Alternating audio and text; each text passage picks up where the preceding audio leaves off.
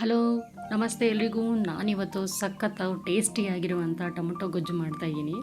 ಅದನ್ನ ಟೊಮೊಟೊ ಕರಿ ಅಂತನಾದರೂ ಅನ್ನಿ.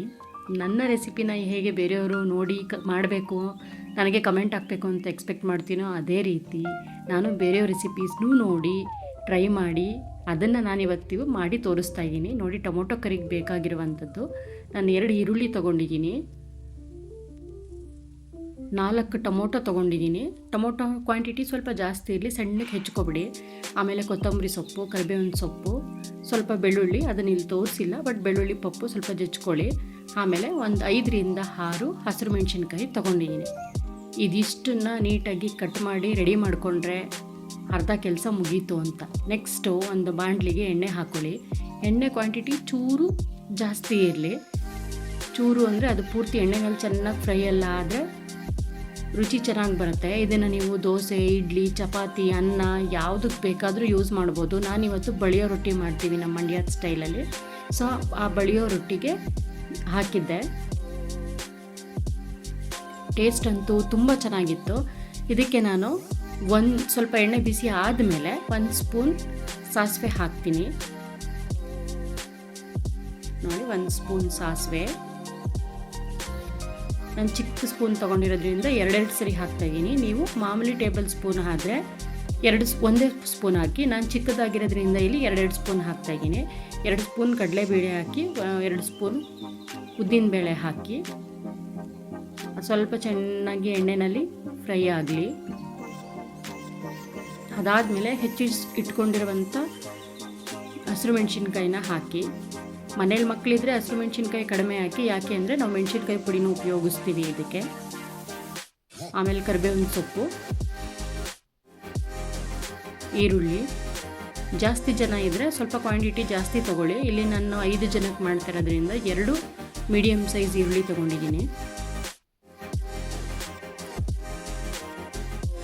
ಈರುಳ್ಳಿ ಹಾಕಿ ಚೆನ್ನಾಗಿ ತಿರುಗಿಸಿ ಸ್ವಲ್ಪ ಎಣ್ಣೆಯಲ್ಲಿ ಬಾಡೋ ಹಾಗೆ ಮಾಡಿ.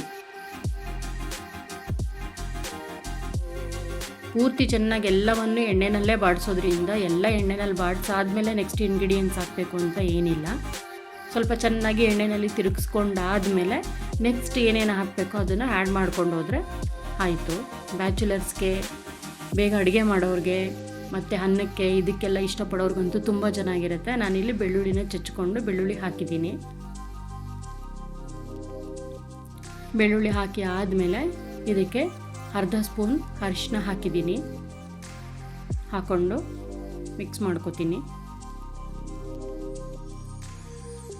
ಟೇಸ್ಟ್ ಅಂತೂ ತುಂಬ ಚೆನ್ನಾಗಿರುತ್ತೆ. ಒಂದು ಸರಿ ಟ್ರೈ ಮಾಡಿ, ನೀವೇ ಕಮೆಂಟಲ್ಲಿ ಮೆನ್ಷನ್ ಮಾಡ್ತೀರಾ. ಇಲ್ಲ ಯಾರಾದರೂ ಯೂಟ್ಯೂಬರ್ಸ್ ಏನಾದರೂ ಹೊಸ್ದಾಗಿ ಚಾನಲ್ ಮಾಡಿರೋರು ಏನಾದರೂ ಇದನ್ನು ನೋಡ್ತಾ ಇದ್ದರೆ ನೀವು ಮಾಡಿ ಅದನ್ನು ಯೂಟ್ಯೂಬ್ಗೆ ಹಾಕಿ ನನಗೂ ಲಿಂಕ್ ಕಳಿಸಿ, ನಾನು ನೋಡ್ತೀನಿ, ಸಪೋರ್ಟ್ ಮಾಡ್ತೀನಿ. ನೆಕ್ಸ್ಟು ಹೆಚ್ಚಿಟ್ಕೊಂಡಿರುವಂಥ ಟೊಮೊಟೊನ ಸೇರಿಸಿ. ನಾವು ಬೇರೆ ಬೇರೆ ಥರ ಎಲ್ಲ ಟೊಮೊಟೊ ಗೊಜ್ಜು, ಟೊಮೊಟೊ ಗ್ರೇವಿ ಎಲ್ಲ ಮಾಡ್ತೀವಿ. ಅದಕ್ಕೆ ತೆಂಗಿನಕಾಯಿ ಎಲ್ಲ ಆ್ಯಡ್ ಮಾಡ್ತೀವಿ. ಬಟ್ ಇದಕ್ಕೆ ತೆಂಗಿನಕಾಯಿ ಏನೂ ಆ್ಯಡ್ ಮಾಡೋ ಹಾಗಿಲ್ಲ. ಜಸ್ಟ್ ಸಿಂಪಲಾಗಿ ಆಗುತ್ತೆ. ಬಟ್ ಟೇಸ್ಟ್ ಅಂತೂ ತುಂಬ ಚೆನ್ನಾಗಿರುತ್ತೆ. ನಾವು ಮಾಡೋ ಟೊಮೊಟೊ ಗೊಜ್ಜು ಚೆನ್ನಾಗಿರುತ್ತೆ. ಇದು ಇನ್ನೂ ಅಲ್ಟಿಮೇಟ್ ಆಗಿತ್ತು. ತುಂಬ ಖುಷಿಯಾಯಿತು ಮನೆಯವರೆಲ್ರಿಗೂ. ಇವಾಗ ಹೆಚ್ಚಿಟ್ಕೊಂಡಿರುವಂಥ ಕೊತ್ತಂಬರಿ ಸೊಪ್ಪನ್ನ ಹಾಕ್ತಾಯಿದ್ದೀನಿ. ಹಾಕಿ ಚೆನ್ನಾಗಿ ಎಣ್ಣೆಯಲ್ಲಿ ತಿರುಗಿಸ್ಕೊಳ್ಳಿ.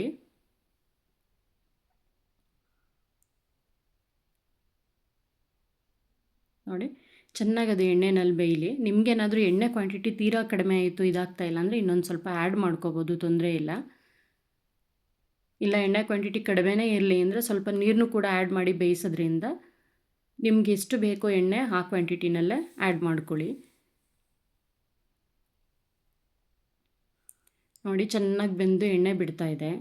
ಇದಕ್ಕೆ ನಾನು ಅಚ್ಚ ಖಾರದ ಪುಡಿ ಸೇರಿಸ್ತಾ ಇದ್ದೀನಿ.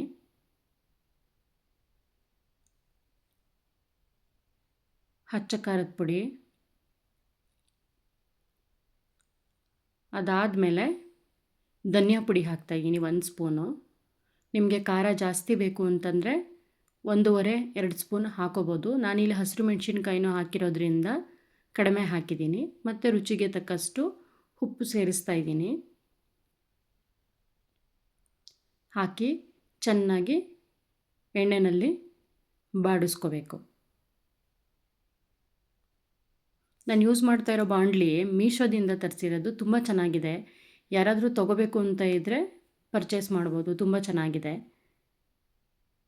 ನೋಡಿ, ಚೆನ್ನಾಗಿ ಎಣ್ಣೆಯಲ್ಲಿ ಫ್ರೈ ಮಾಡ್ಕೊಂಡಿದ್ದೀನಿ. ಆ ಟೆಕ್ಸ್ಚರ್ ನೋಡಿದ್ರೇ ಖುಷಿ ಆಗುತ್ತೆ. ಹಿಂಗೆ ಚೆನ್ನಾಗಿ ಮಿಕ್ಸ್ ಮಾಡಿಕೊಂಡು ಎಣ್ಣೆನಲ್ಲಿ ಅದೆಲ್ಲ ಪೌಡರೆಲ್ಲ ಚೆನ್ನಾಗಿ ಮಿಕ್ಸ್ ಆದಮೇಲೆ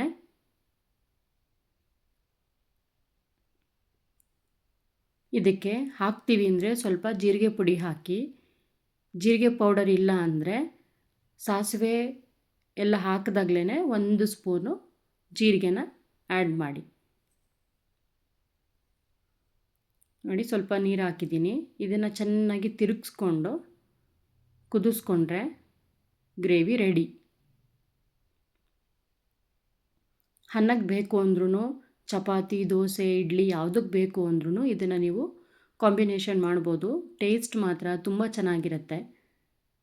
ಚೆನ್ನಾಗಿ ಕುದಿಯೋಗ್ಬಿಡಿ. ಬೇಕು ಅಂದರೆ ಸಾಲ್ಟ್ ಚೆಕ್ ಮಾಡಿ ಇನ್ನು ಸ್ವಲ್ಪ ಸಾಲ್ಟ್ ಆ್ಯಡ್ ಮಾಡ್ಕೊಳ್ಳಿ. ಈಗ ಗ್ರೇವಿ ರೆಡಿ ಇದೆ.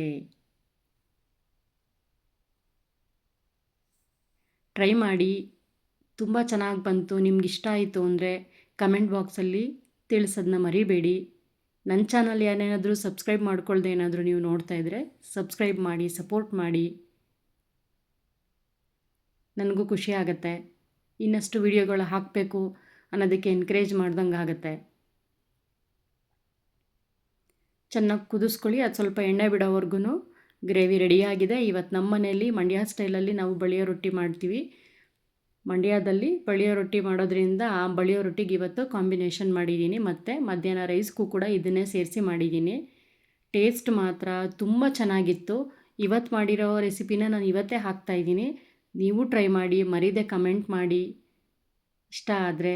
ಇಲ್ಲ ಇನ್ನೇನಾದರೂ ನಿಮ್ಮದು ಬೇರೆ ಥರ ಟೊಮೊಟೊ ಗೊಜ್ಜು ರೆಸಿಪೀಸ್ ಏನಾದರೂ ಇದ್ದರೆ ಅದನ್ನು ಹಾಕ್ಬೋದು. ಬಟ್ ಇದನ್ನು ಮಾಡಿದಾಗ ಅವರು ಹೇಳಿದರು ಸ್ವಲ್ಪ ಬೆಲ್ಲ ಆ್ಯಡ್ ಮಾಡಿ ಅಂತ. ನಾನು ಬೆಲ್ಲ ಆ್ಯಡ್ ಮಾಡಿಲ್ಲ, ಇಷ್ಟೇ ಹಾಕಿರೋದು.